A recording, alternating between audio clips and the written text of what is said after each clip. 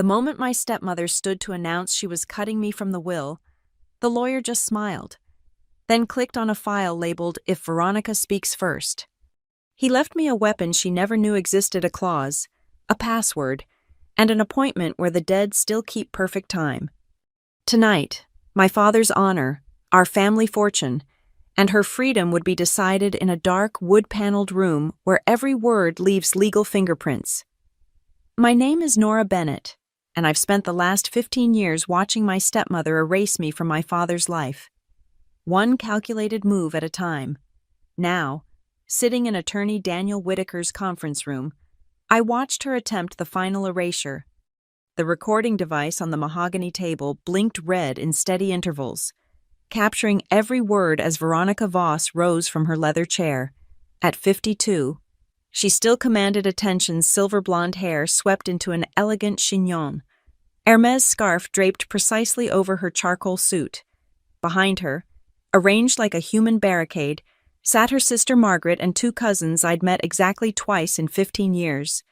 "Before we proceed with the reading," Veronica announced, her voice carrying that practiced blend of grief and authority, "I have a document that supersedes whatever version Daniel has prepared." The wall clock ticked. 3:47 p.m., 3 days since we'd buried Graham Bennett, my father, in Redwood Heights Cemetery. 3 days since I'd stood at his graveside, wondering if the distance between us these past years had been my fault or something more deliberate. She produced a manila envelope, extracting papers with theatrical precision. A codicil to Graham's will, properly witnessed and notarized. He signed it 6 weeks ago. I felt the familiar numbness creeping up my spine, the same sensation that had protected me through the funeral, through the condolences of business associates who seemed surprised to learn Graham Bennett even had a daughter. "The codicil is quite clear," Veronica continued, addressing the room as if conducting a board meeting at Harborline Dynamics, where I'd climbed to head of brand operations without ever mentioning whose daughter I was. Given Nora's extended absence from Graham's life, her lack of involvement in his care during his illness, and her failure to maintain meaningful contact, Graham chose to redirect her portion of the estate. Extended absence, lack of involvement. The words hung in the climate-controlled air like accusations. I wanted to tell her about the 73 unreturned calls, the birthday cards that mysteriously never reached him, the Thanksgiving dinners where my invitation somehow got lost, the hospital visits where I was told he was sleeping, only to learn later he'd been asking for me. But I remained silent, studying Daniel Whitaker's expression. The 60-year-old attorney sat with his fingers steepled, gray eyes revealing nothing behind wire-rimmed glasses. He'd been my father's lawyer for 30 years, had drafted the incorporation papers for Bennett Development Group, had been at my mother's funeral when I was 7. "The amendments are extensive," Veronica said, sliding the papers across the table to Daniel. "The house on Willow Crest, the company shares, the investment portfolios all designated for family members who demonstrated genuine care and presence. Family members, not me. Apparently, I was just the inconvenient reminder of Graham Bennett's first marriage, the daughter who looked too much like the wife he'd lost to cancer. The living ghost Veronica had spent 15 years trying to exorcise." Daniel accepted the papers, adjusting his glasses as he scanned the first page. The conference room fell silent except for the whisper of turning pages and the persistent tick of the clock. Through the floor-to-ceiling windows, Redwood Heights stretched out below us, a city built on old money and new tech, where Bennett Development Group had helped shape the skyline for 40 years. "Interesting," Daniel murmured, a word that could mean anything or nothing. Veronica's cousins shifted in their seats, exchanging glances. Margaret placed a supportive hand on Veronica's shoulder, a gesture so rehearsed it might have been choreographed. They'd all dressed in the same palette of respectful grays and blacks, a unified front of grief and greed. I thought about the last real conversation I'd had with my father, 2 years ago, before his diagnosis, before the walls Veronica built became impenetrable. We'd met for coffee secretly. He'd insisted, though I hadn't understood why then. He'd looked tired, older than his 68 years, and he'd pressed an envelope into my hands. Give this to Tom Hale, he'd said. Tell him to hold it for you until the time comes. Dad, what? Just promise me, Nora. Promise you'll remember. I'd promised. The envelope still sat in Tom's safe, unopened, waiting for a moment I couldn't define, until now. Ms. Bennett, Daniel's voice pulled me back to the present. Are you aware of the contents of this codicil? I can guess, I said, my voice steadier than my pulse. I'm being disinherited. Redirection of assets, Veronica corrected, as if semantics could soften the blow. Graham wanted his legacy to benefit those who truly valued him. The recording device blinked on, capturing every word, every pause, every calculation. In the reflection of the polished table, I could see myself 32 years old, my father's dark eyes in my mother's angular face, wearing the same black sheath dress I'd worn to both their funerals. Daniel set the papers aside and opened his leather portfolio. Well then, he said, fingers hovering over his laptop keyboard. This certainly changes things. For the first time since entering the room, he smiled a subtle upturn of lips that Veronica, lost in her moment of triumph, failed to notice. But I saw it, and in that instant, I understood why my father had told me to trust Daniel Whitaker, why he'd smiled that same knowing smile when handing me that envelope 2 years ago. The time had come. The house on Willow Crest had been my entire world until I was 7. After Mom died, it became a museum, her photos gradually disappearing from mantels and walls, her garden redesigned into something architectural and cold. Her piano moved to the basement and eventually sold. Veronica arrived 18 months after the funeral. Dad introduced her at a company gala. This poised marketing executive who laughed at all the right moments and remembered everyone's names. She moved in 6 months later, bringing with her an interior designer and a mission to refresh our home. I was 9 when I found Mom's wedding china in boxes marked for donation. 10 when her art studio became Veronica's home office. 11 when the family portraits in the hallway were replaced with abstract prints that better suited the space. But it wasn't just the house that changed. It was the carefully orchestrated distance that grew between Dad and me. So gradual, I didn't recognize it as strategy until years later. Graham's very busy with the Singapore project, Veronica would explain when I called. He's in meetings all day. Your father has a dinner with investors tonight, when I'd asked to visit. Perhaps next weekend. Next weekend would bring another excuse, another commitment, another barrier. School events went unattended. Birthday dinners were rescheduled, then forgotten. When I graduated summa cum laude from Northwestern, Dad sent a congratulations card store-bought, with Veronica's handwriting. The summer before my senior year at college, I'd driven home unannounced, determined to break through whatever wall had formed between us. I found them hosting a pool party, Veronica's business contacts, her family, couples from the country club. Dad was at the grill, laughing at something Margaret's husband said, looking relaxed and present in a way I hadn't seen in years. Nora. He'd seemed genuinely surprised. Then something else, guilty, concerned. Sweetheart, we weren't expecting you. Veronica appeared at his elbow within seconds. How wonderful. Though you should have called, we would have prepared your room. My room had been converted to a guest suite, neutral colors, hotel-like furnishings, no trace of the teenage girl who'd once lived there. They'd put me in the pool house, Veronica explaining that all the bedrooms were occupied by Graham's important guests. That night, I'd overheard her in the kitchen with Margaret. She shows up when it's convenient for her, expecting everything to revolve around her schedule. Graham's finally building the life he deserves. The life he deserves. As if the life that included me had been some kind of punishment. The patterns became clearer as years passed. Calls I made that Dad never seemed to receive. Emails that went unanswered, later explained as technical difficulties. Holiday invitations that Veronica forgot to mention. She'd built a fortress around my father, brick by subtle brick, until I appeared to be the negligent daughter who'd abandoned him. Have you tried being more understanding? Well-meaning relatives would ask at the few family functions I still attended. Veronica says you rarely visit.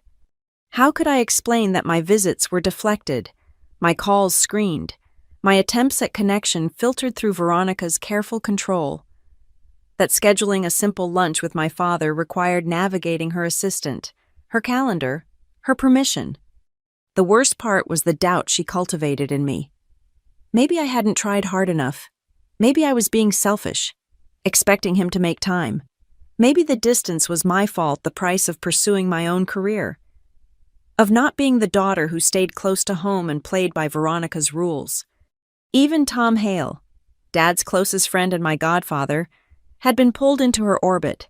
His invitations to family dinners grew rare, then stopped. When I'd run into him at a coffee shop last year, he'd seemed uncomfortable, eager to leave. "Your father's very happy," he'd said, not meeting my eyes. "Veronica takes good care of him." Only once did the mask slip. Dad's 65th birthday, a surprise party Veronica organized at the country club. She'd invited 200 people. I wasn't on the list. I found out through a mutual acquaintance and showed up anyway, gift in hand. The look on Veronica's face when she saw me, pure, cold fury, quickly masked by concern. "Oh dear, I thought you were traveling for work. Your assistant said you were completely booked." I didn't have an assistant. I'd never told anyone I was traveling.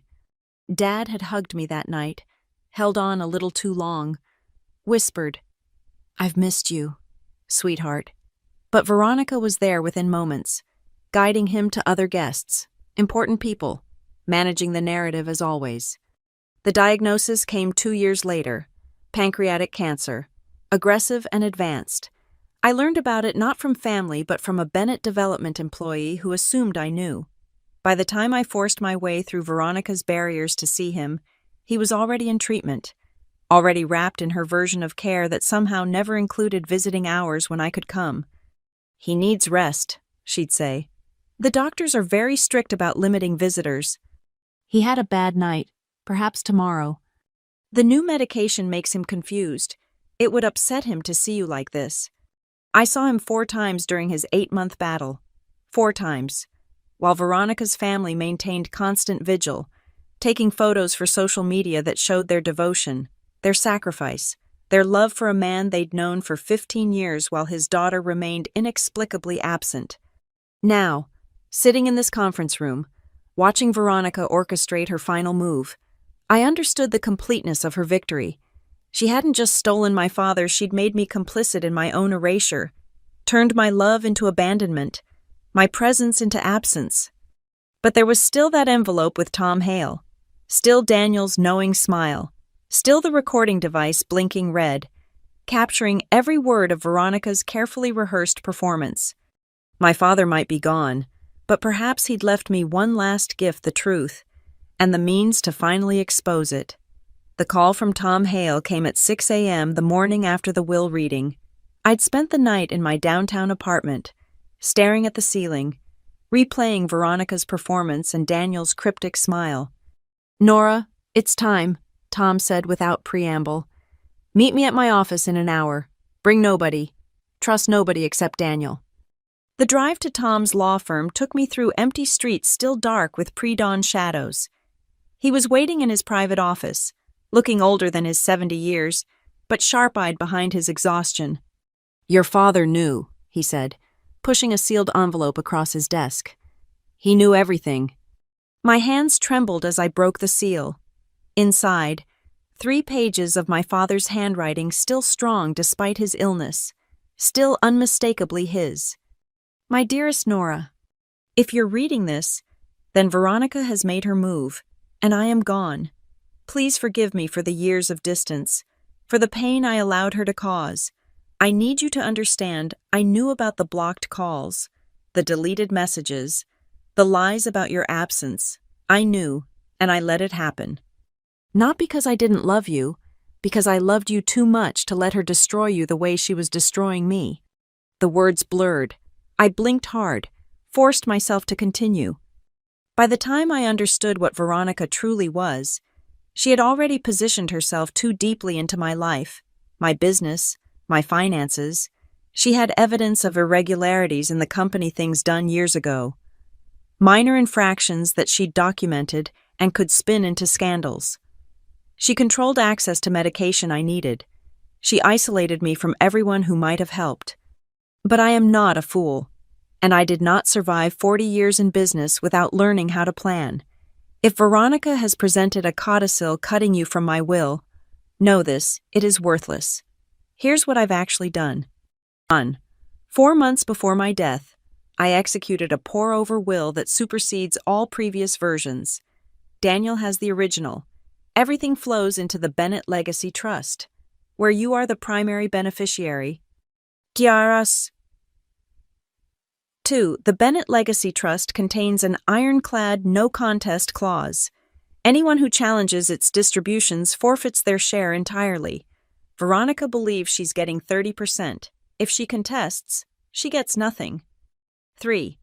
I've prepared what I call a dead man's switch, a collection of evidence scheduled to release if anyone challenges the trust. USB drives with encrypted files are in my safety deposit box at First National. Daniel has one key. You'll find the other taped behind your mother's portrait. Yes, I kept it, hidden in the basement storage room Veronica never enters. Trust Daniel completely. He's been documenting everything for 3 years. Per my instructions. When the time comes, he'll know exactly what to do. I'm sorry I couldn't be stronger. Couldn't fight her while alive. But perhaps from death, I can give you justice and the truth. All my love. The house on Willow Crest was always meant to be yours. Your mother chose it. Don't let Veronica keep it. I read it twice more before looking up at Tom. His eyes were wet. He came to me 3 years ago, Tom said quietly. Told me everything, how she controlled his communications, monitored his contacts, used his health as a weapon. He was afraid if he fought her openly, she'd escalate, hurt you somehow, destroy your career, your reputation. So he played the long game, I whispered. Graham was always a strategist. He knew Veronica's weakness, her greed would make her overconfident. She'd assume a sick old man couldn't outmaneuver her. Tom smiled grimly. She assumed wrong. He handed me another document. This is a copy of the trust summary. You need to understand what he's done. The Bennett Legacy Trust was a masterpiece of legal engineering. Every asset funneled through it, the company shares, the real estate, the investment accounts. I was designated to receive 70%, with 30% to Veronica, in recognition of companionship provided. But the no-contest clause was brutal. Any legal challenge, any attempt to contest or modify the trust's distributions, and the challenger's share went directly to designated charities. There's more, Tom continued. The dead man's switch he mentioned. It's not just financial records. Graham hired a private investigator, Gregory Barnes, former FBI, 3 years of surveillance, documentation, witness statements. If Veronica contests, it all goes public. And not just public copies go to the IRS, the state attorney's office, the boards of every charity she sits on. What did she do? I asked, though part of me already knew. Start with the small things.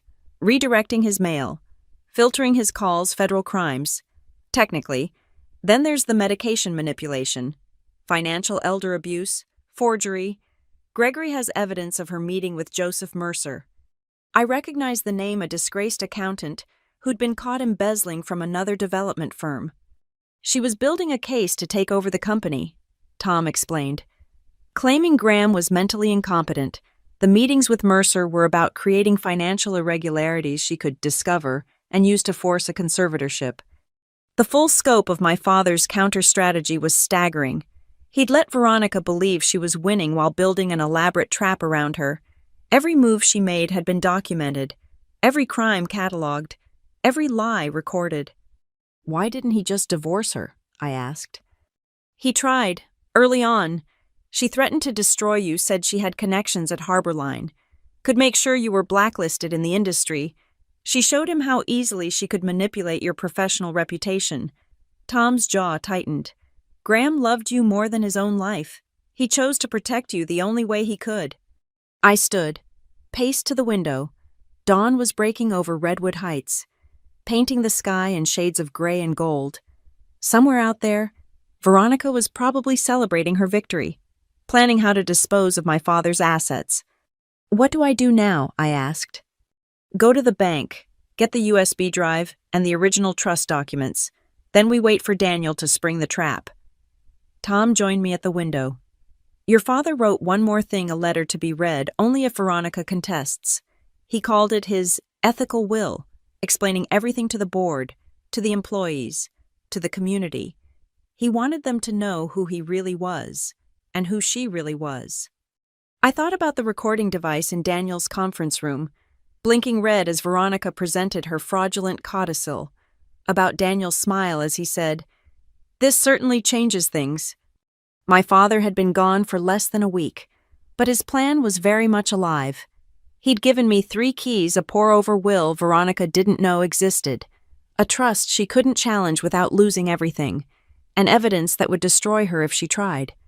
"He loved you," Tom said softly. "Never doubt that. Every move he made these last 3 years was about protecting you and ensuring you got justice." I touched the letter to my lips, then folded it carefully. My father had played a long, painful game, sacrificing his own happiness to ensure my future. Now it was my turn to see it through. "Tell Daniel I understand," I said. "I'll be ready when the time comes." Tom smiled, the first genuine smile I'd seen from him in years. "Graham would be proud. You're very much his daughter." I was, and Veronica was about to learn exactly what that meant.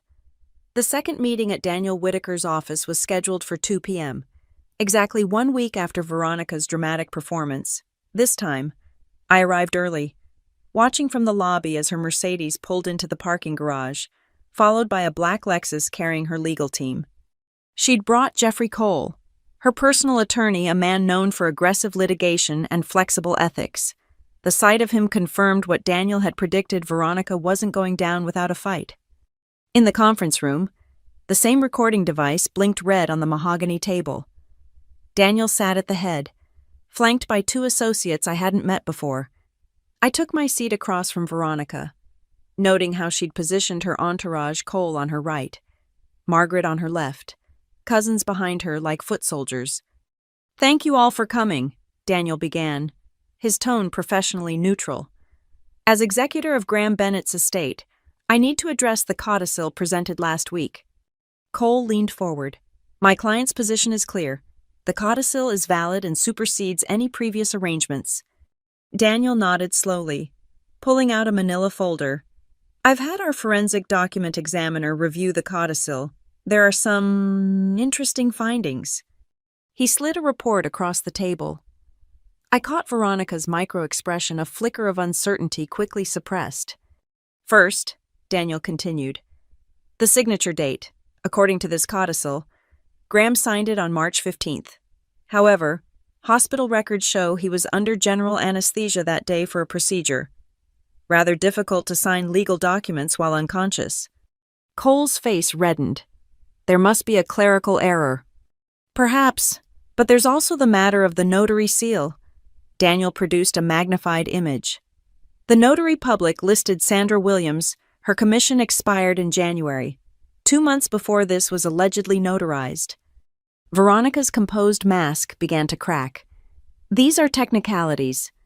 There's more." Daniel was relentless, professional. "The codicil references the Bennett estate property at 42 Riverside Drive.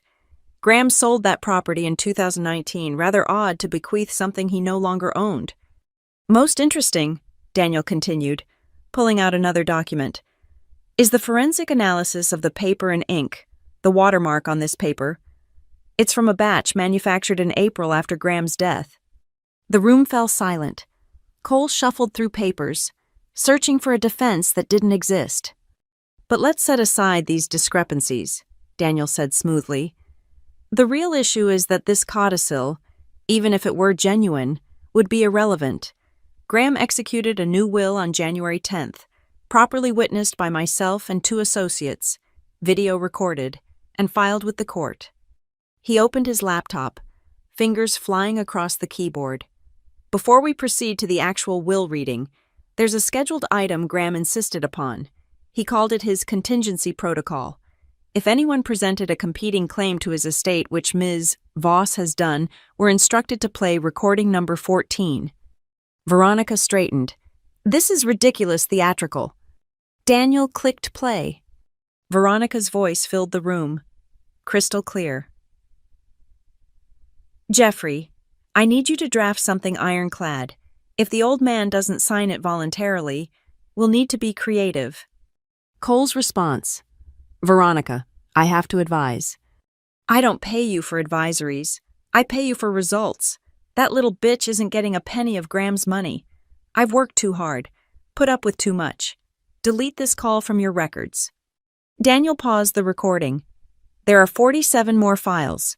Would you like me to continue? Margaret had gone pale. The cousins exchanged panicked looks. Cole was frantically texting someone. Those recordings were obtained illegally, Veronica managed, her voice strained. Actually, they weren't, Daniel replied. Graham recorded them himself, in his own home, during conversations where he was a participant. Perfectly legal in North Midlands, he was quite thorough 3 years of documentation. He pulled out another folder. We also have email metadata showing systematic interference with Nora's communications, deleted voicemails. We have the carrier logs, intercepted letters. We have postal service tracking, calendar appointments mysteriously canceled. We have the digital footprints. You can't prove. We have sworn affidavits from household staff, Maria, the housekeeper, details being instructed to say Mr. Bennett was unavailable whenever Nora called. James, the driver, confirms being told to report Nora's visits in advance so you could ensure Graham was indisposed. Should I continue? I watched Veronica's world crumble in real time. Each revelation stripped away another layer of her carefully constructed facade until only the truth remained ugly, grasping, exposed. Furthermore, Daniel added, almost gently, we have records of your meetings with Joseph Mercer, discussions about creating financial irregularities to trigger a competency hearing. Graham knew about those too. Cole stood abruptly. We need to caucus with our client. Of course, but before you do, you should understand the complete situation. Daniel's expression was almost sympathetic.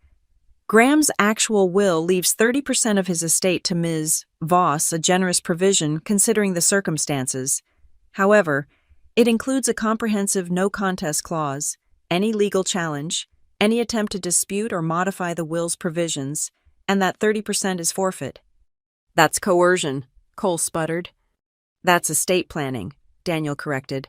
Perfectly legal and quite common. Ms. Voss can accept her 30%, approximately $18 million, or she can challenge and receive nothing. Her choice. And if she challenges, I spoke for the first time, my voice steady. Every piece of evidence goes public. The recordings, the emails, the witness statements, all of it. Veronica's eyes met mine across the table. For 15 years, she'd worked to erase me from my father's life. Now, I held the power to erase her from society. You wouldn't, she said. The scandal, it would hurt the company. Graham's reputation. My father's reputation will survive the truth, I replied. Will yours? Daniel cleared his throat. There's one more thing. Graham maintained a separate fund, completely legal, properly taxed, that he used to hire Gregory Barnes, a private investigator. Mr. Barnes has compiled a comprehensive report on certain offshore accounts, questionable charity expenditures, and interesting tax positions. That report is currently sealed. It remains sealed if Ms. Voss accepts the will's provisions. The trap was complete. Every exit blocked. Every contingency covered. My father had spent 3 years building this moment, and Veronica had walked right into it. Cole whispered urgently in Veronica's ear. Margaret clutched her sister's hand. The cousins looked like they wanted to disappear. I need time, Veronica said finally, her voice hollow. Of course, Daniel agreed. You have 72 hours to decide. Accept the will as written, or challenge it and trigger the contingencies. I should mention the IRS has already expressed interest in Mr. Barnes's findings. We've held them off. But if litigation begins... He let the threat hang in the air. As they gathered their things to leave, Veronica turned to me one last time. "He never loved you the way he loved me," she said, venom in every word. I smiled my father's smile, the one that meant checkmate. "No, he didn't. He loved me more. That's why he spent 3 years protecting me from you, and that's why you've already lost." She swept from the room, her entourage trailing behind. Cole paused at the door, gave Daniel a look that said he knew exactly how badly they were beaten. When they were gone, Daniel allowed himself a small smile. "Your father would have enjoyed that."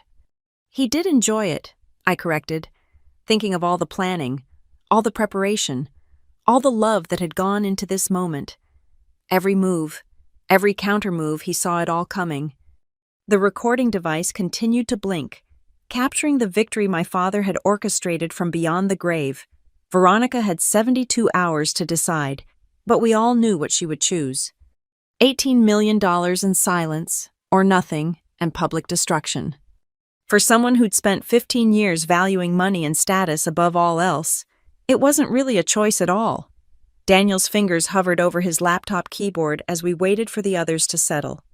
The conference room felt smaller with Veronica's legal team trying to regroup, their earlier confidence evaporating like morning dew under an unforgiving sun.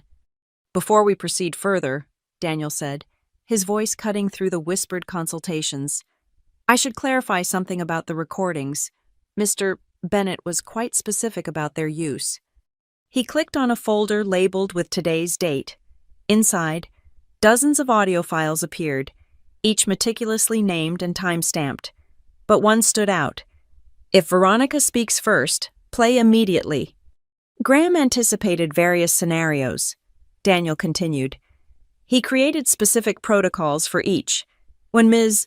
Voss stood up last week to present her codicil before I could begin the official reading, she triggered this particular contingency. Cole's face darkened. "You're saying this was a trap?" "I'm saying Graham Bennett knew his wife very well." Daniel's tone remained professionally neutral. He predicted she would try to seize control of the narrative. The file we're about to play was recorded 14 months ago, during a conversation Ms. Voss believed was private. He clicked play. The audio was pristine. Graham had spared no expense on surveillance equipment. Veronica's voice filled the room, sharp and clear. "The key is timing. Jeffrey, if we move too early, he might recover and change everything. Too late, and that girl could manipulate him in his final moments. We need him coherent enough to sign, but weak enough not to fight." Jeffrey Cole's recorded voice responded, "The medications could help with that. Dr. Morrison says adjusting the doses. I don't need details, just results. I've spent 15 years building this life, keeping that girl at arm's length. I'm not letting Graham's guilt undo everything now." "What about the household staff they might notice?" "I've already handled them. Maria knows her immigration status depends on her discretion. James needs this job for his daughter's medical bills. They see what I tell them to see." Daniel paused the recording. In the present, Cole had gone ashen. Margaret was pulling away from her sister as if Veronica had become radioactive. "Should I continue?" Daniel asked. "There's a particularly interesting section about accessing Graham's email to delete messages from Nora." "Enough!" Veronica snapped, but her voice cracked. "You've made your point." "Have I?" Daniel pulled up another file. "This one's from 6 months ago. You're discussing Graham's will with someone named Patricia Morse. Should I refresh your memory about who she is?" I watched Veronica's face cycle through calculations. Patricia Morse was a disbarred attorney who'd been caught forging estate documents. The implications were clear. "Play it," I said quietly. Daniel obliged. This time, Veronica sounded frustrated. "Patricia, I need something that will hold up to scrutiny, not like the last one. The last one was perfect until that judge got suspicious.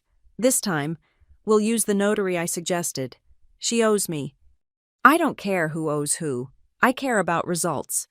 Graham's getting sentimental, talking about making things right with Nora. If he changes the will now, he won't get the chance, not if we move fast. I can have documents ready by next week." Daniel stopped the recording. Patricia Morse was arrested last month for fraud. She's been quite cooperative with authorities. Her testimony about your meetings is comprehensive. The room felt airless. Cole was no longer even pretending to defend his client. He sat slumped in his chair, probably calculating how quickly he could distance himself from this disaster. There's more, of course, Daniel continued, scrolling through files. Recordings of Ms. Voss instructing staff to lie about Graham's availability, conversations about monitoring his communications, discussions about isolating him from friends and family. He pulled up a spreadsheet. Graham also documented every instance, date, time, what was said, who was involved, 3 years of meticulous records. He called it his insurance policy. Why? Veronica's question came out as a whisper. Why did he stay if he knew? Daniel's expression softened slightly.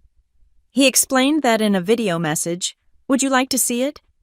Before anyone could object, he opened another file. My father's face appeared on the screen, gaunt from illness, but eyes still sharp. The date stamp showed 3 months before his death. If you're watching this, Veronica, my father's recorded voice said, then you've done exactly what I expected. You've tried to steal from my daughter. Veronica flinched as if slapped. I stayed because leaving would have meant war. You made that clear enough with your threats about Nora's career, your connections, your ability to destroy what I loved most. So I stayed, and I documented everything, every lie, every manipulation, every crime. His image leaned forward slightly. You thought you were controlling me, but I was building a case. You thought you were isolating me, but I was protecting Nora. You thought my illness made me weak, but it just made me determined. Turn it off, Veronica pleaded. Let him finish, I said. I know you'll contest whatever will I leave, my father continued. It's your nature you can't help but grab for more, so I've made it simple. Accept what I've given you more than you deserve or lose everything. The choice is yours. But know this, I've already won. My daughter is safe. My legacy is secure, and your true nature is about to be exposed. The video ended. Silence descended like a heavy curtain. Daniel cleared his throat. The If Veronica Speaks First protocol includes 147 audio files, 89 video recordings, 312 documented incidents, and corroborating evidence for each. If Ms. Voss proceeds with any legal challenge, all of this becomes part of the public record. He turned his laptop toward Veronica. This is a preview of the press release Graham prepared.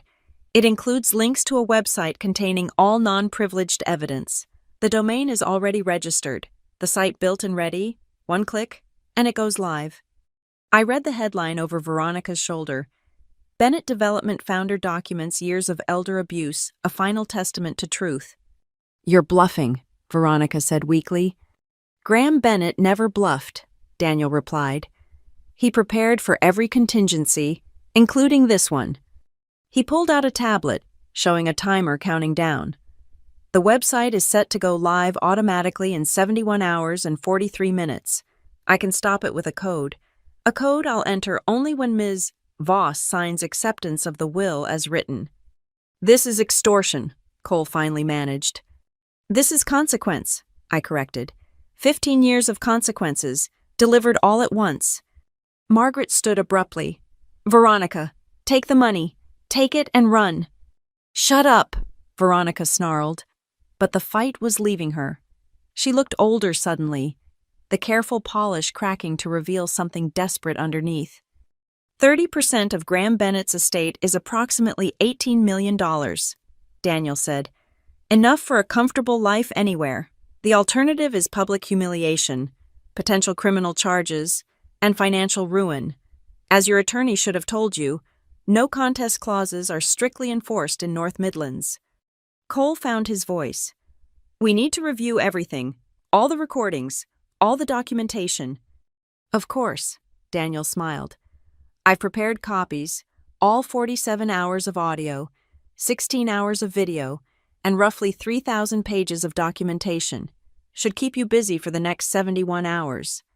He slid a hard drive across the table. Take your time, but remember the clock is ticking. As Veronica reached for the drive with shaking hands, I saw the exact moment she understood. My father hadn't just prepared for this. He'd orchestrated it. Every move she'd made, every scheme she'd hatched, had been anticipated and countered before she even thought of it. "He played me," she whispered. "No," I said, speaking directly to her for the last time. "You played yourself. He just made sure there would be consequences." Daniel stood, signaling the meeting's end. 71 hours, Ms. Voss. The choice is yours." As they filed out, Veronica broken, Cole calculating, Margaret disgusted. I remained seated, staring at the frozen image of my father on the screen. "He really thought of everything," I said softly. "Everything and more," Daniel confirmed. "There are contingencies for the contingencies. Graham Bennett was the most thorough client I've ever had." The recording device continued its steady blink, capturing the moment when Veronica Voss learned that my father's greatest trick wasn't staying silent all those years. It was letting her believe she'd won, right up until the moment she lost everything. Daniel lifted a leather portfolio from his briefcase, extracting documents with the practiced efficiency of someone who'd rehearsed this moment. The conference room had emptied of Veronica's entourage, leaving just the three of us, Daniel, myself, and an associate who'd remained silent throughout the confrontation. "Now," Daniel said, adjusting his glasses, "let me read you what Graham actually intended." He opened the formal will, its pages crisp with official seals and notarizations. "Last will and testament of Graham Marcus Bennett, executed January 10th, 2025 in the presence of 3 witnesses and video recorded for authentication." The language was precise, leaving no room for interpretation.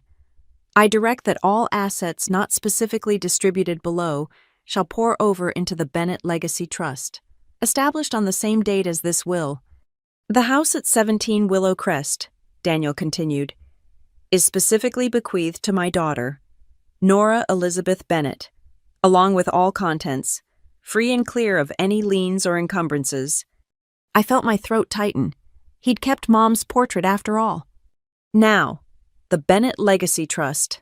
Daniel produced another document, thicker than the will. "This is where Graham got creative. The trust holds 70% of Bennett Development Group shares, the commercial real estate portfolio, the investment accounts, and various other assets. Total value as of last appraisal approximately $62 million. He turned to a marked page. "You, Nora, are the primary beneficiary of 70% of the trust assets. Veronica Voss receives 30%, subject to the following conditions." The no contest clause was a masterpiece of legal engineering. It didn't just threaten forfeiture, it created a web of consequences that would trap anyone who challenged it. Any beneficiary who contests, disputes, or challenges this trust or its distributions forfeits their entire share. Daniel read, "But Graham went further. Upon such challenge, the forfeited share doesn't revert to the estate. It transfers immediately to the Bennett Foundation for Childhood Cancer Research, my mother's charity, the one she'd established before her death. Furthermore," Daniel continued, "any such challenge triggers the release of all documentation collected regarding the challenger's conduct during Graham Bennett's lifetime.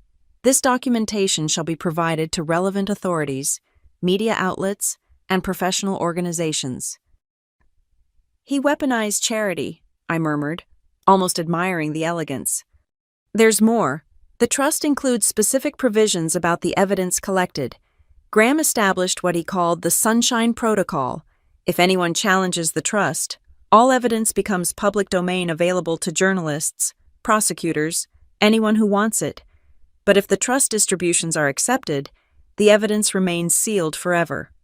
Daniel flipped to another section. Graham also included a fascinating provision about timing. Veronica's 30% vests over 5 years, but only if she maintains appropriate distance from trust operations and beneficiaries. Any attempt to contact you, interfere with Bennett development, or influence trust decisions results in immediate forfeiture. "He's controlling her from the grave," I said. Protecting you from the grave, Daniel corrected. Every provision is designed to ensure your safety and peace of mind. The associate finally spoke. There's also the matter of the secondary evidence cache. Mr. Bennett established a separate documentation repository with instructions for release upon specific triggers, not just legal challenges, but any attempts at harassment, defamation, or interference with Ms. Bennett's life or career. Daniel nodded. Gregory Barnes maintains copies of everything. He's been retained by the trust for ongoing monitoring. If Veronica tries anything spreading rumors, influencing your professional contacts, even indirect harassment, Gregory activates the protocol. I studied the trust documents, seeing my father's strategic mind in every clause. He'd thought through scenarios I hadn't even imagined, created protections for threats that might not emerge for years. What about the company, I asked. 70% gives me control, but… Complete control, Daniel confirmed. Graham structured the share classifications carefully. Your 70% carries enhanced voting rights effectively, 85% of voting power. Veronica's shares are non-voting preferred stock. She gets dividends but no say in operations. She'll hate that. She'll hate everything about this trust, but she'll take it because the alternative is catastrophic. Daniel pulled out another document. This is a summary of what Gregory Barnes compiled. Shall we review what Veronica is so desperate to keep hidden? The list was extensive. Documentary evidence of medication tampering adjusting Graham's doses to increase confusion and dependence. Financial transfers to offshore accounts totaling $2.3 million over 5 years. Forged signatures on 17 documents, including charity pledges and property transfers. Recorded conversations discussing plans to have Graham declared incompetent. Evidence of bribing household staff and medical personnel. Systematic interception and deletion of communications. Meeting records with individuals later convicted of elder abuse and fraud. The FBI White-Collar Crime Division has expressed interest, the associate added. They're particularly intrigued by the interstate commerce aspects. Some of the diverted funds cross state lines. Graham documented everything, Daniel said. Credit card receipts, bank records, phone logs. He even wore a wire to his own dinner parties. 3 years of building an airtight case. Why didn't he use it while alive? I asked, though I suspected the answer. He explains that in his ethical will, the letter to be read only if Veronica contests. Daniel held up a sealed envelope. But I think you already know. He was protecting you. Using this evidence would have meant a public battle, dragging you through courts and media. This way, Veronica has every incentive to disappear quietly. I thought about the 5-year vesting schedule, the geographic restrictions implied by appropriate distance. Where will she go? Graham anticipated that too. The trust will pay her distributions to any valid bank account, anywhere in the world. He's essentially offering her exile with a golden parachute, $3.7 million per year for 5 years if she stays away and stays quiet. And if she doesn't?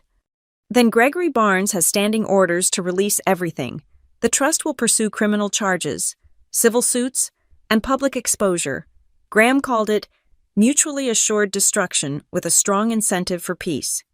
Daniel closed the portfolio. There's one more thing. Graham left a personal message for you, to be delivered after Veronica makes her choice. He was very specific, only after she decides. I nodded, understanding even this final timing. Everything had to play out in sequence, each move triggering the next.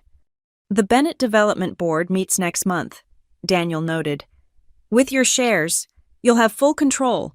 The interim CEO has been briefed and is prepared to transition leadership whenever you're ready. Ready? Was anyone ever ready to step into their father's shoes? But I thought about the company he'd built, the legacy he'd protected, the lengths he'd gone to ensure I could claim it safely. Veronica has 67 hours left, Daniel said, glancing at his watch. Based on the panicked calls from Jeffrey Cole's office, I suspect she'll make her decision much sooner. No legitimate attorney will advise her to challenge this trust. And then you begin. The house is yours immediately. We can arrange key transfer tomorrow. The company transitions at your pace. The trust ensures you have resources and protection. Your father made sure of that. As we gathered the documents, I felt the weight of what my father had done. He'd spent his final years as a prisoner in his own life, but he'd used that time to build an unbreakable fortress around my future. Every humiliation he'd endured, every isolation he'd suffered, had been transformed into another brick in the wall protecting me. "He won," I said softly. "Graham Bennett always played the long game," Daniel agreed. "And he never lost when it really mattered." The recording device clicked off, having captured the reading of a will that was less about distributing assets and more about delivering justice. Somewhere across town, Veronica was discovering that my father's greatest gift to me wasn't money or property. It was freedom from her influence, her manipulation, her very presence. He'd given me back the life she'd tried to steal, wrapped in legal provisions so tight she couldn't touch it without destroying herself. The trust was named perfectly the Bennett legacy, not just wealth, but wisdom, not just assets, but assurance. My father's final move in a game 15 years in the making. Checkmate. Gregory Barnes looked exactly like what he was, former FBI, now private investigator, with gray eyes that missed nothing and hands that never stopped moving, constantly organizing the evidence spread across Daniel's conference table. "Your father hired me 3 years ago," Gregory began, his voice carrying the measured cadence of someone used to testifying. "He said he needed everything documented, legally obtained, and bulletproof. I've handled elder abuse cases before, but nothing this methodical on either side." He opened a laptop, revealing a database that would have made the FBI proud. "Every piece of evidence is triple-backed, time-stamped, and verified. Let me show you what Veronica Voss doesn't want the world to see." The first file was a location tracking report. Ms. Voss's phone GPS, cross-referenced with deleted voicemail logs. "Look here, January 15th, 2:47 p.m. You left a voicemail for your father. At 2:51 p.m., Veronica's phone shows her location in Graham's home office. At 2:52 p.m., that voicemail was deleted from the system. Red dots on a map, each one a stolen message. 17 occasions over 6 months. "She got sloppy," Gregory continued. "Didn't realize the phone company keeps deletion logs for 90 days. We subpoenaed them all." Next came the financial forensics. Joseph Mercer, disgraced accountant, served 18 months for embezzlement. Veronica met him 14 times between September and December, always at the Riverside Motel, always paid cash for the room. He pulled up photographs Veronica entering the motel, Mercer arriving minutes later, timestamps clear in the corner. Their plan was sophisticated: create phantom invoices in Bennett Development's system, make it look like Graham approved them, then claim mental deterioration when the irregularities surfaced. Classic setup for a competency hearing. "But Mercer kept copies," I said, reading the seized documents. "Criminals always do. Insurance against their partners." Gregory smiled grimly. "When he was arrested in January, he rolled immediately, full cooperation, documented everything." The evidence kept coming. Email headers showing forwarding rules. Veronica had set up on Graham's account, routing his messages to her first, letting her screen everything. Security footage from the house showing her entering his office at night, accessing his computer. Bank records revealing transfers to an account in the Caymans, small enough to avoid automatic reporting but steady over years. "This is my favorite," Gregory said, pulling up an audio file. "Graham started wearing a recording device to family dinners. Listen to this." Veronica's voice, wine-slurred but clear. "The old fool actually thinks Nora cares about him. She hasn't visited in months because I make sure she can't. Every call blocked, every letter intercepted. By the time he dies, she'll look like the neglectful daughter who abandoned him. And Margaret, stop looking at me like that. You're getting your cut." Margaret's voice, uncomfortable. "I just think, don't think, that's not what I pay you for." Daniel leaned forward. "That recording alone establishes conspiracy. Margaret's testimony in exchange for immunity would be devastating." Gregory moved to a thicker folder. The medication manipulation was harder to prove until we found her supplier. He produced invoices from a Canadian pharmacy. She was ordering Graham's medications online, same drugs, but different dosages. The pills looked identical but were significantly stronger. Classic elder abuse tactic, increase confusion and dependence. We have the housekeeper's testimony confirming Veronica personally managed all medications, the associate added. Never let anyone else near them. There's more, Gregory said, his expression darkening. She had Graham's will copied at a 24-hour print shop. Security footage shows her there at 2 a.m. with estate documents. She was practicing his signature. He showed blown-up comparisons, Graham's real signature versus increasingly accurate forgeries. But here's what will really destroy her, Gregory said, opening a final folder. The charity fraud. My stomach dropped. What charity fraud? The Bennett Foundation for Childhood Cancer Research. Your mother's charity. Gregory's voice gentled. Veronica was on the board, had signing authority, over 5 years. She redirected almost $400,000 in donations, small amounts, disguised as administrative expenses, consulting fees, vendor payments, all to companies that traced back to her. She stole from my mother's charity. Every penny documented. The foundation's audit trail is impeccable. Your father made sure of that after Veronica got involved. Gregory showed spreadsheets, canceled checks, wire transfer confirmations. This isn't just civil liability, this is federal wire fraud. Daniel cleared his throat. The U.S. Attorney's Office is very interested. Charity fraud, especially involving cancer research, tends to generate aggressive prosecution.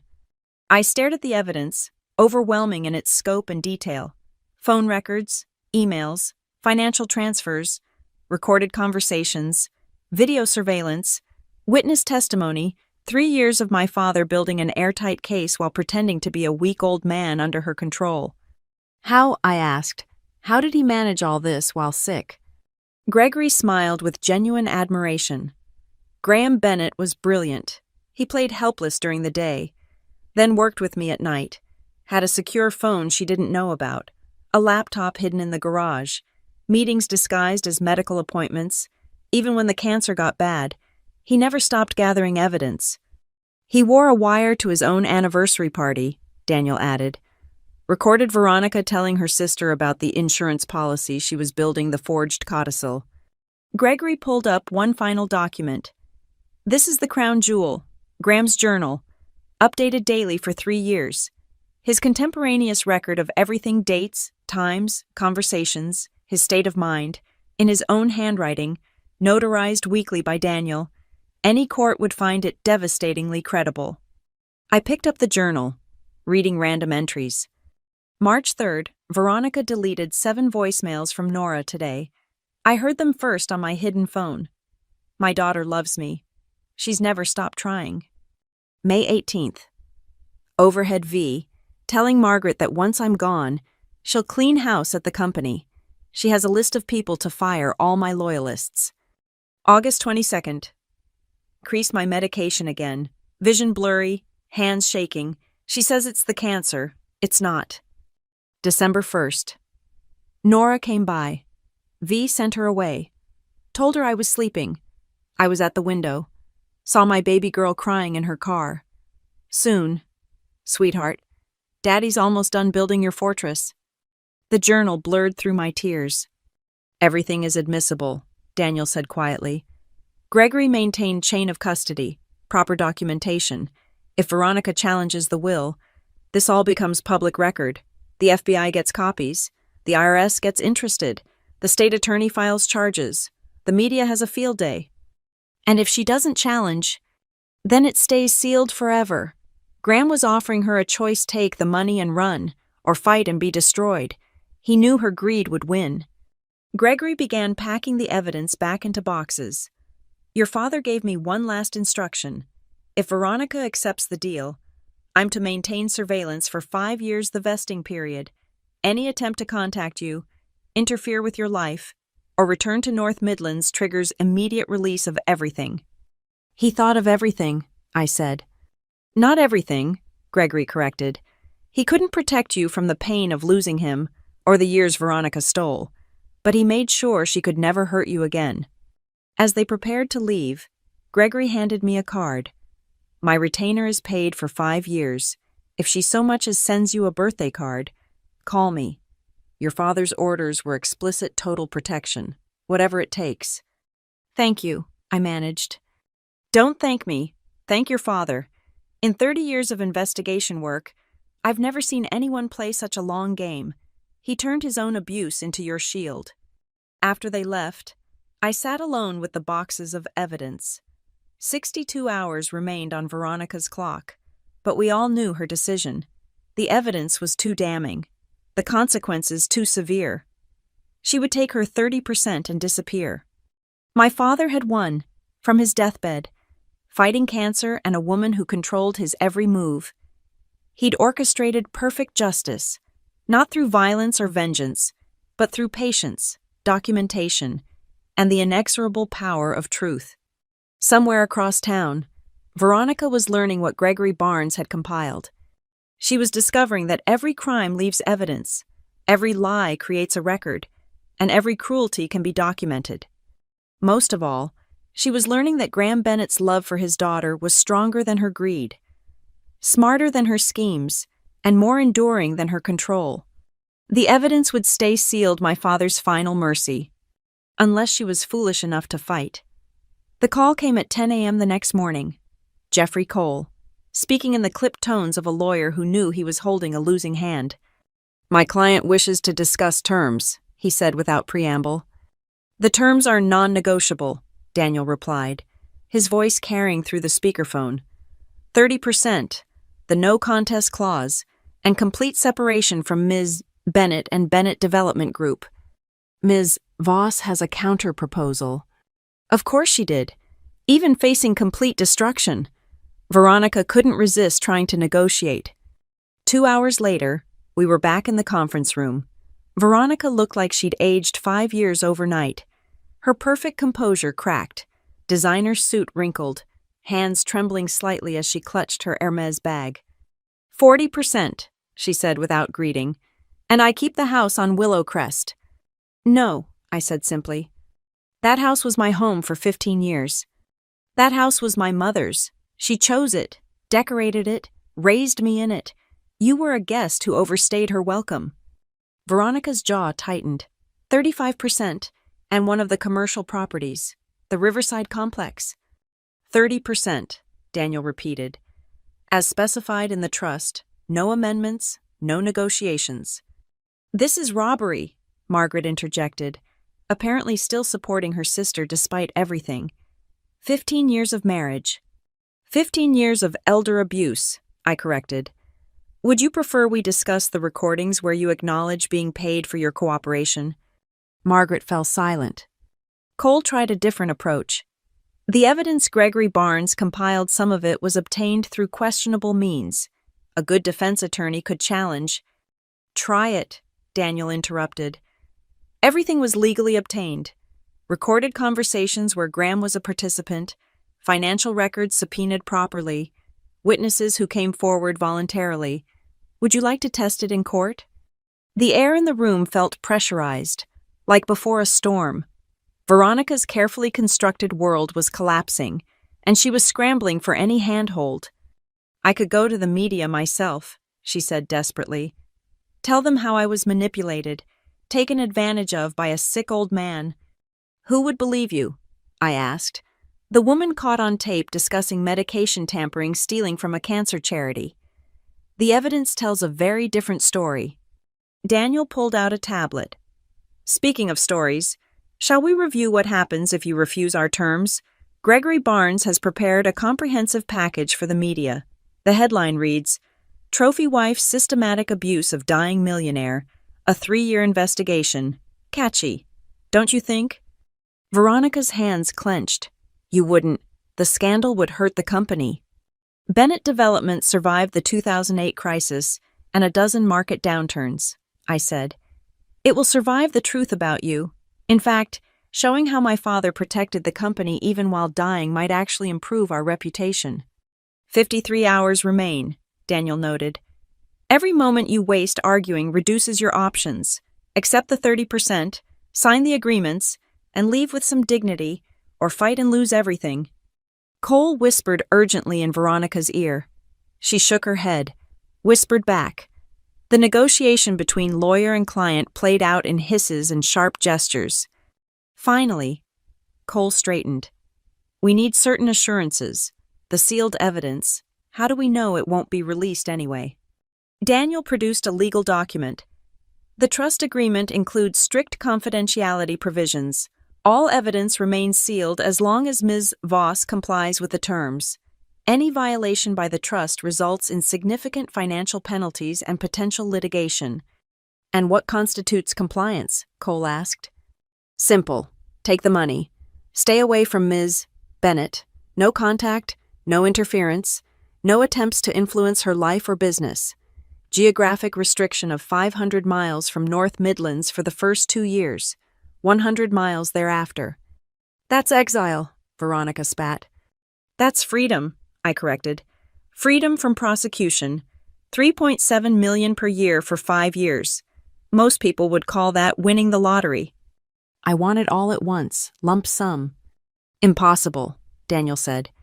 The vesting schedule is ironclad. Annual payments. Conditional on continued compliance. Violate the terms. Forfeit the remainder. The sound of the wall clock seemed unnaturally loud. Tick, tick, tick. Each second bringing Veronica closer to a decision she desperately wanted to avoid. What about my reputation? She asked. People will ask questions. Why I left. Where I went. Tell them whatever you want, I said. Grief, a need for change, a spiritual journey. I don't care, as long as you're gone. You're enjoying this, Veronica accused. No, I said honestly. I'm ending this. 15 years of manipulation, isolation, and lies. It ends now, one way or another. Daniel cleared his throat. There's also the matter of immediate assets. Ms. Voss must vacate the Willow Crest property within 7 days. Personal belongings only all artwork. Furnishings purchased with Bennett funds, and household items remain. 7 days, Margaret protested. That's impossible. 7 days or forfeiture, Daniel said firmly. The trust has movers standing by to assist, but Ms. Voss must be gone by next Thursday at 5 p.m. I watched Veronica calculate, seeing her options shrink with each demand. The woman who'd controlled every aspect of my father's life was being systematically stripped of all power. I want guaranteed safe passage, she said finally. No criminal charges if I comply. The trust can't guarantee what prosecutors might do independently, Daniel said carefully. However, if you comply with all terms, the evidence remains sealed. Without evidence... No case, Cole finished. It's the best deal you'll get, Veronica. I need to think. 52 hours, Daniel reminded her. The clock doesn't stop for indecision. Veronica stood abruptly. I want to see him, Graham. I want to visit his grave. The request surprised everyone. I studied her face, looking for the angle, the manipulation. Why? I asked. Because I did love him, in my way, before it all became about money and control. There was a time. She trailed off. You can visit before you leave town, I conceded. Once, supervised, Gregory Barnes will accompany you. She nodded stiffly. And if I accept what then? Daniel outlined the process. Sign the acceptance documents, provide your banking information for transfers, execute the non-disclosure agreements, surrender all keys, access codes, and Bennett property, complete departure within 7 days. Then you disappear, I added. Permanently, my father gave you a golden parachute. Veronica, use it wisely. Cole gathered his papers. We'll provide an answer within 48 hours. 24, Daniel countered. The trust needs time to process transfers if accepted. Unnecessary delays benefit no one. As they prepared to leave, Veronica turned back one last time. He never mentioned you without smiling. You know, even when I convinced him you'd abandoned him. Deep down, he never believed it. I held her gaze. I know. That's why he spent 3 years protecting me instead of fighting you. Every document Gregory collected, every recording he made, it was all for me, his real legacy.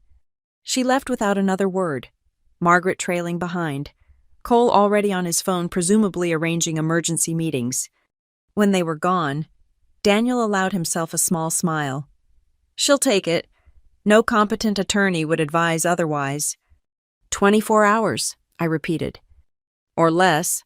Cole knows they're beaten. He's probably already drafting the acceptance. I thought about Veronica visiting my father's grave, looking for what absolution, a final goodbye to the man she'd controlled but never truly possessed. Make sure Gregory stays close during the grave visit, I said. Of course. Your father's instructions were clear. Supervised means supervised. 24 hours until Veronica decided between wealth and warfare. But we all knew her choice. Greed had driven every decision for 15 years.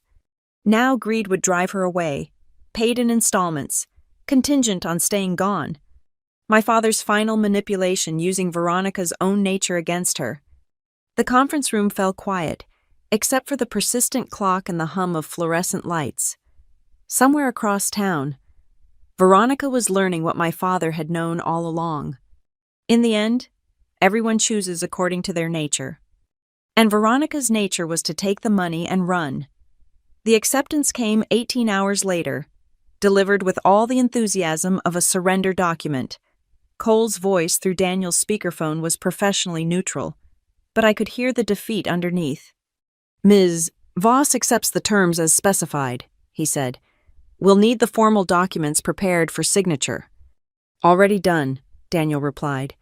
Can you be here at 2 p.m.? A pause. Yes. The final meeting had the atmosphere of a funeral. Veronica entered flanked by Cole and Margaret. Her designer armor intact, but her eyes hollow. She'd applied her makeup carefully, but nothing could hide the fractures in her facade. Daniel had arranged everything with surgical precision. 3 copies of each document, color-coded tabs marking signature lines, a notary waiting quietly in the corner. The recording device blinked red, capturing this last performance.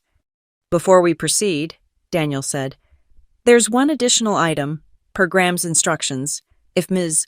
Voss accepted the trust terms, this was to be delivered. He slid an envelope across the table. Veronica's name was written on it in my father's handwriting. She stared at it like it might explode. What is this? I don't know, Daniel said honestly. Graham gave it to me 3 months ago with specific instructions, only to be delivered if you accepted without litigation. Veronica's hands shook as she opened it.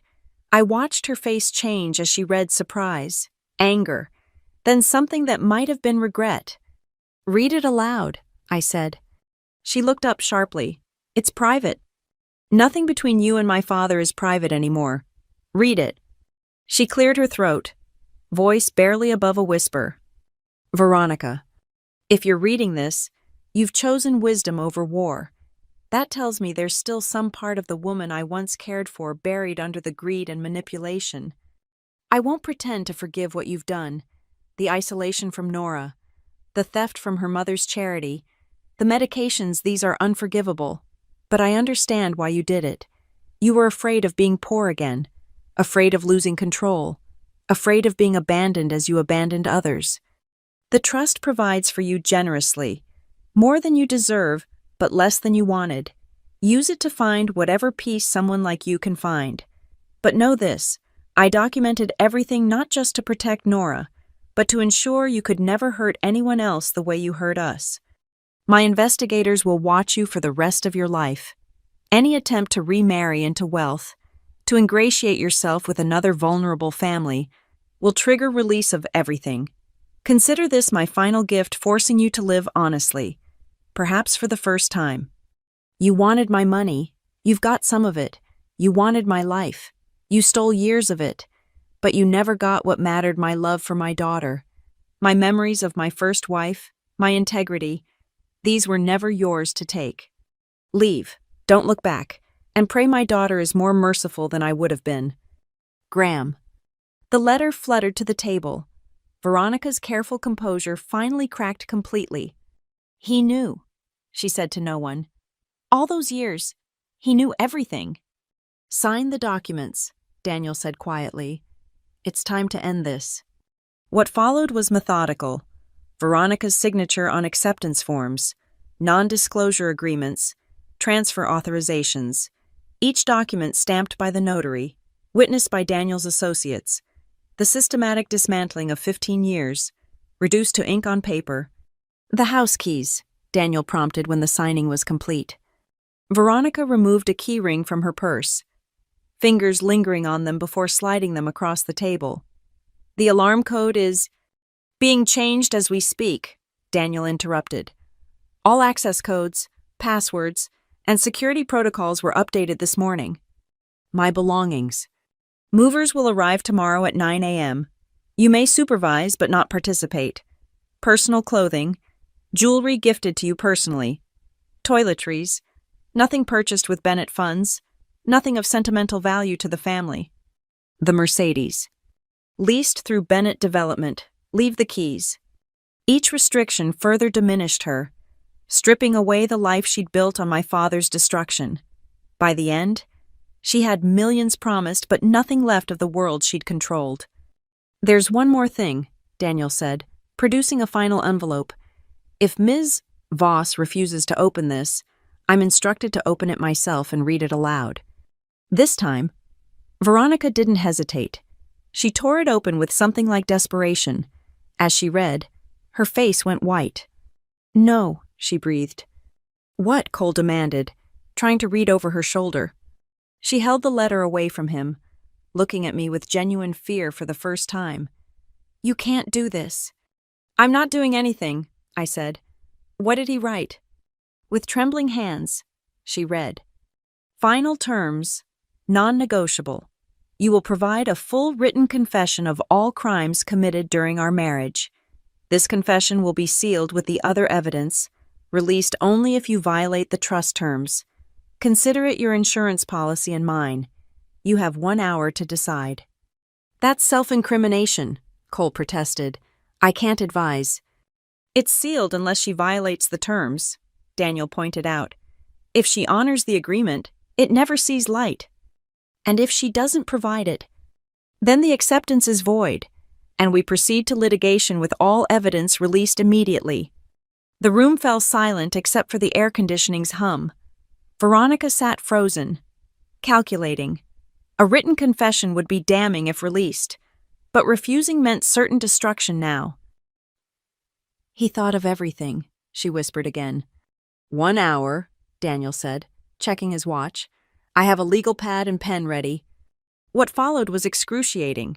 Veronica, prompted by Daniel's questions, wrote out a detailed confession, the medication tampering, the diverted charity funds, the isolation tactics, each crime catalogued in her own handwriting, her own words. Initial each page, Daniel instructed, full signature on the last page. When it was done, Veronica looked broken, 57 years old, wealthy by any standard, but utterly defeated. The confession went into a sealed envelope, added to the boxes of evidence that would shadow her forever. Is there anything else? She asked, voice barely audible. I stood, looking down at the woman who'd stolen 15 years from my father and me. Yes, get out of my city. Today, take Margaret, take your cousins, take whoever else was feeding off my father's life. Leave, and never come back. She rose unsteadily, Cole supporting her elbow. At the door, she turned back one last time. What if I'd refused everything fought you with everything I had? Then you'd have lost everything you have, I answered. My father knew you'd choose money over principle. You always did. They left in silence. Margaret cast one last venomous look, but even she seemed subdued by the completeness of their defeat. When they were gone, Daniel opened his desk drawer and pulled out a bottle of champagne. Graham left this, he said, with instructions to open it when Veronica signed. The cork popped, echoing in the empty conference room. We drank in silence, toasting a man who'd orchestrated his own justice from beyond the grave. There's still the matter of her visiting his grave, Daniel reminded me. Let her, I decided. Gregory will be there. Let her say goodbye to the man she thought she controlled. I gathered my copies of the signed documents, deeds to the house, corporate transfer papers, trust acceptances. Tomorrow, I would walk into my childhood home for the first time in years. Next month, I would take my father's seat at Bennett Development. But tonight, I would remember him, not the isolated man Veronica had created, but the strategist who'd spent 3 years building my freedom, the father who'd loved me enough to appear weak while being stronger than anyone imagined. "He really won," I said to Daniel. "Completely," he agreed. "Graham Bennett's final development project, your future. Free and clear." The recording device clicked off, having captured the end of Veronica's reign. Somewhere across town, she was packing what little she could claim, preparing for exile with a fortune that would feel like poverty compared to what she'd lost. My father's last letter to her had been perfectly crafted, forcing honesty from someone who'd lived in lies, creating a sword that would hang over her forever. She'd entered our lives with manipulation and greed. She was leaving with money and fear. And that, my father would have said, was justice. The transfer was complete. I sat in Daniel's office one last time, holding the final piece of my father's plan, a sealed letter marked, "For Nora, after everything is finished." "He gave me this 2 weeks before he died," Daniel said softly. His hands were shaking, but he insisted on writing it himself. I opened it carefully, seeing his handwriting less steady than his earlier letters, but still unmistakably his. "My dearest Nora, if you're reading this, then the plan worked. Veronica has taken her money and fled. The house is yours again, and the company awaits your leadership. But more importantly, you know the truth. I never stopped loving you. Not for a single moment. I need you to understand why I chose this path. A direct confrontation would have meant lawyers, courts, public battles that could have lasted years. She would have dragged your name through mud, used her connections to damage your career, turned our private pain into public spectacle. I couldn't let that happen. Instead, I became what she expected, a weak old man she could control. Let her believe she'd won while I built your fortress brick by brick. Every humiliation I endured, every isolation I accepted, was another piece of evidence, another protection for your future. The house on Willow Crest belongs to you now. Your mother's portrait is in storage unit 47B. I saved everything Veronica tried to discard. Her piano is there too, waiting to come home. Make that house alive again, filled with the warmth she brought to it. The company needs you. I've kept good people in key positions, waiting for real leadership. Trust Sarah Chen in operations, Marcus Wade in finance. They stayed loyal despite Veronica's attempts to force them out. But beyond property and business, I want you to have what Veronica tried to steal: peace. The investigations will continue monitoring her, ensuring she never returns to hurt you. Live your life free from looking over your shoulder. I have one last confession. The cancer gave me clarity. Strange as that sounds, it showed me what mattered. Not the empire I built or the wealth I accumulated, but the daughter I raised and the love that survived despite everything. Be happy, sweetheart. Be free. Be everything Veronica tried to prevent you from becoming. And know that somewhere beyond all this, your mother and I are watching, proud of the woman you've become. All my love, always. Pat.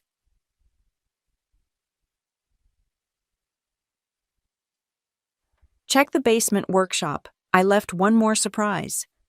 The tears came then. 15 years of grief and anger and love pouring out in Daniel's quiet office. He handed me tissues, waited patiently while I composed myself. The workshop, I asked when I could speak. "I don't know," Daniel admitted. Graham had many secrets, even from me. An hour later, I stood in my childhood home for the first time since that disastrous pool party. The house felt different, not just empty of Veronica's presence, but waiting, like it had been holding its breath. The basement workshop had been my father's sanctuary, where he'd built dollhouses for me as a child, later teaching me about construction and design. Veronica had declared it off-limits years ago, citing insurance concerns. I descended the stairs, found the light switch, The workshop was exactly as I remembered, tools hung precisely, blueprints cabinet against the wall, the smell of sawdust and possibility. On the workbench sat a model house, intricate and perfect. Not just any house, our house. The Willowcrest property rendered in miniature, every detail exact, from the wraparound porch to the oak tree in the backyard. A note was attached. Started this when you were 7, after Mom died. Kept adding to it over the years, your treehouse, the garden expansion, the studio addition we planned but never built. Thought someday we'd finish it together.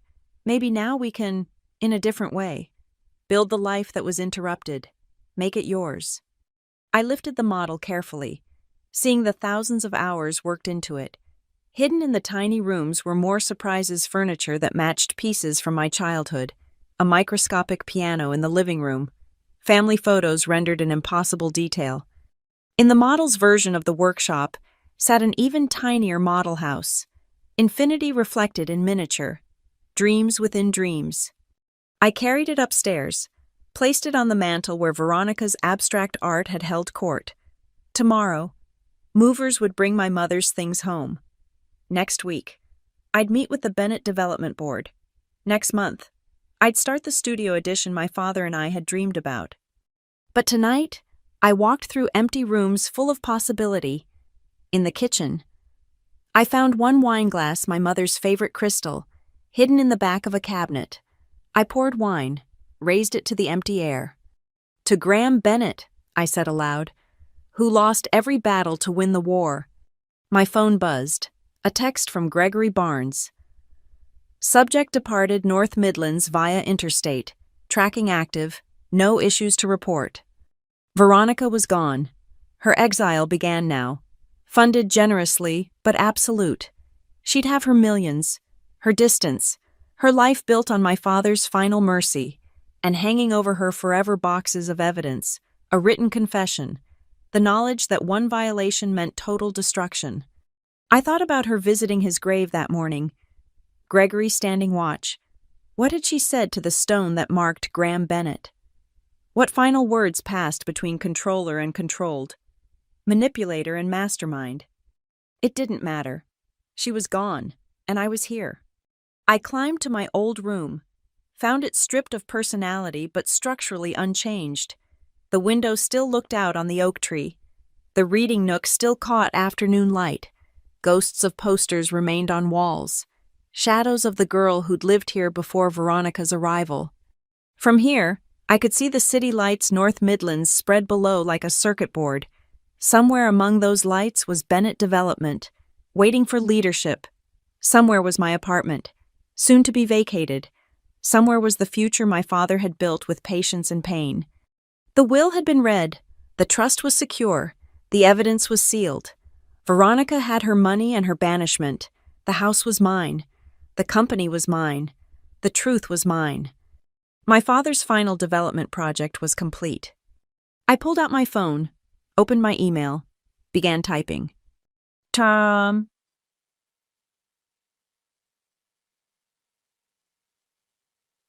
Sarah Tam. Chen. Marcus Wade.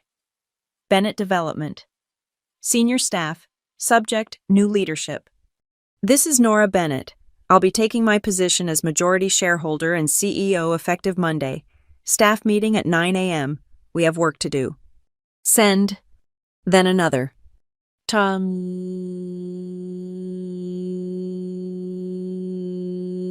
Daniel Whitaker. Subject, thank you. For everything. For keeping his secrets. For springing his trap. For helping him protect me even when I didn't know I needed protecting. Dad chose his allies well. Send. One more. Tom. Tom Hale. Subject, dinner. I'm home, really home, Willow Crest, where it all started. Bring wine and stories about Dad. I want to hear everything Veronica kept from me. Send. The house settled around me, walls exhaling years of tension. Tomorrow would bring challenges, running a company, reclaiming a life, building the future my father had preserved. But tonight was for gratitude and grief, for understanding the full scope of a love that had seemed absent but was working always in shadow. Graham Bennett had spent 3 years dying to give me life. The least I could do was live it well. I raised the crystal glass once more, this time to the model house on the mantel dreams in miniature, waiting to be built full scale. "Welcome home, Dad," I whispered. "We won." The end. Thank you for listening to this story of justice served cold and love proven through patience. Where are you listening from today? Please share your thoughts in the comments below. I'd love to hear what resonated with you.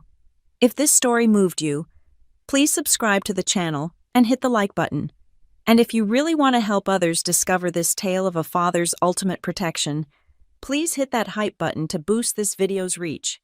Your support helps these stories find the audiences who need to hear them most.